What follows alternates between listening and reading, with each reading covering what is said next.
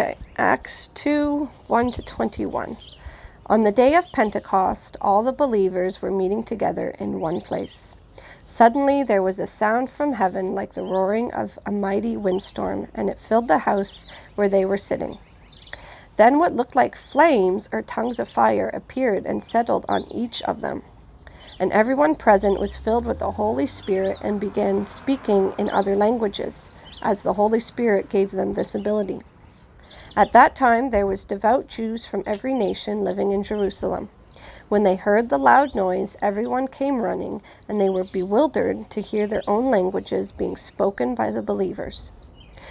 They were completely amazed. "How can this be?" they exclaimed. "These people are all from Galilee, and yet we hear them speaking in our own native languages. Here we are, Parthians, Medes, Elamites, people from Mesopotamia, Judea, Cappadocia, Pontus, and the province of Asia, Phrygia, Pamphylia, Egypt, and the areas of Libya and Cyrene. Visitors from Rome, both Jews and converts to Judaism, Cretans and Arabs. And we all hear these people speaking in our own languages about the wonderful things God has done." They stood there amazed and perplexed. "What can this mean?" they asked each other. But others in the crowd ridiculed them, saying, "They're just drunk, that's all." Then Peter stepped forward with the 11 other apostles and shouted to the crowd, "Listen carefully, all of you, fellow Jews and residents of Jerusalem.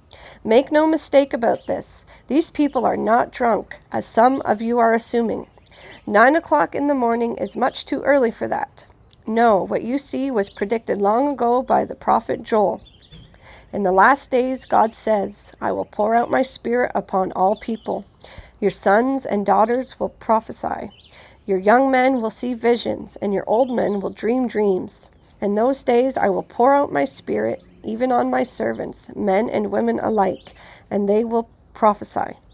And I will cause wonders in the heavens above and signs on the earth below, blood and fire and clouds of smoke.